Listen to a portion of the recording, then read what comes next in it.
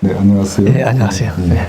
지금 국정이 마비되고 국가 안보가 위중한 이 시기에 과거 6.25 전쟁이 어떤 상황에서 일어났는지 우리의 대응은 무엇인지를 다시 한번 짚어볼 필요가 있지 않나 싶습니다. 예. 그래서 지금부터 시청자 여러분께서 잘 아시는 외교 안보 전문가이시고 자유한국당 국가안보위원장이신 전옥천 위원장님께서 대담 진행을 맡아주시겠습니다. 예, 아이고, 안녕하세요. 네. 예. 오늘 영광입니다. 6.25 날 제가 우리 전지명 박사님을 모시고 북한 본래 오랫동안 또 연구하셨잖아요. 또 대학에서 또 강의도 많이 하시고 그래서 오늘 굉장히 안보가 위중한 시기에 지금 이제 6.25를 맞이했거든요. 그래서 몇 가지 좀 우리 이제 천 박사님의 고견을 듣도록 하겠습니다. 먼저 이제 1950년도 전쟁이 발생했을 때 남북한 군사력 비교 그리고 또 이 북한은 어떤 확신을 가졌길래 6.25 나침을 결정을 하게 됐는지 한번 박사님 의견을 듣고 싶습니다. 네네.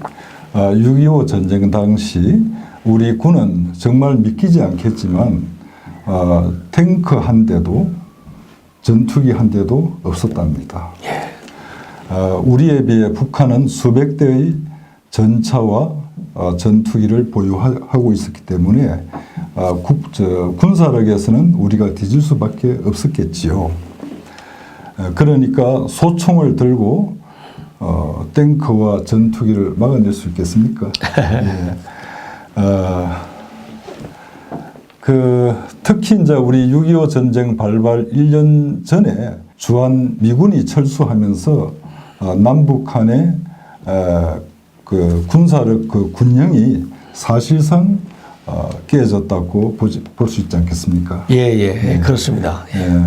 그리고 1950년 1월에 에치슨 미국 국무장관이 미국의 서태평양 방위선에서 한국을 제외한 소위 에치슨 라인 선언이 있었지요.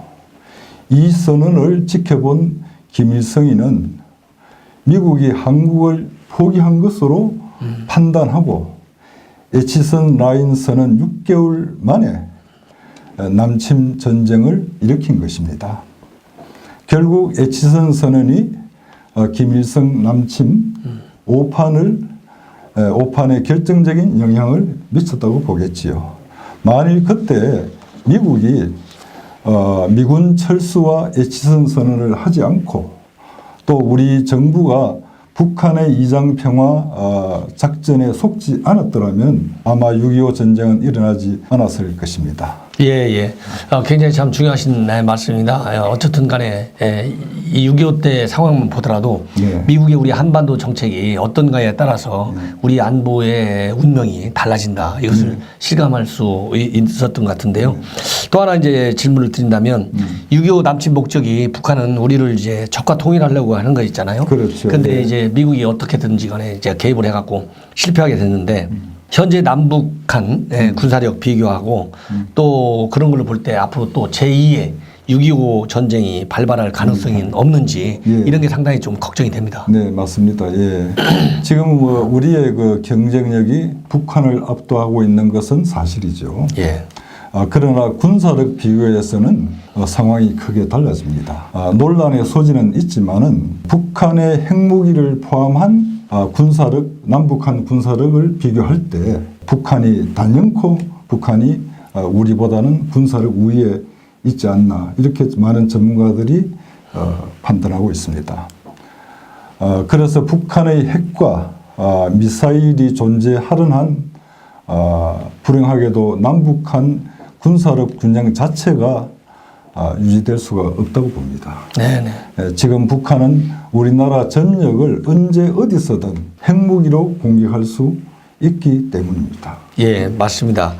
사실 북한의 핵 미사일 능력이라고 하는 것이 미국을 상대한다기보다는 직접적으로 우리 한국을 언제라도 김정은이가 필요하다고 판단될 때 그 핵 미사일 그런 능력을 가지고 언제든지 남침할 수 있는 위험이 있다. 여기에 우리가 이제 경각심을 가져야 될 것 같아요. 그리고 이제 북한은 항상 6.25 전쟁이 우리가 이제 북침했다고 주장하고 있잖아요. 이거 말도 안 되는 소리를 하고 있는데 이런 것은 좀 어떻게 앞으로 다뤄 나가야 될지 한번 말씀을 해 주시죠. 지금 북침설은 터무니가 없는 것이죠. 사실. 예.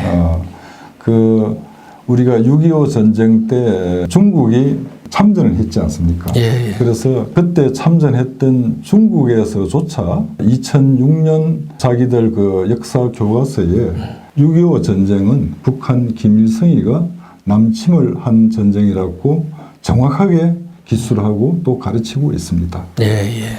그리고 이제 한 가지 또 여쭤보고 싶은 게 북한은 6.25 전쟁이 이제 조국 해방 전쟁이라고 이렇게 정치적으로 선전을 많이 하고 있지 않습니까? 예.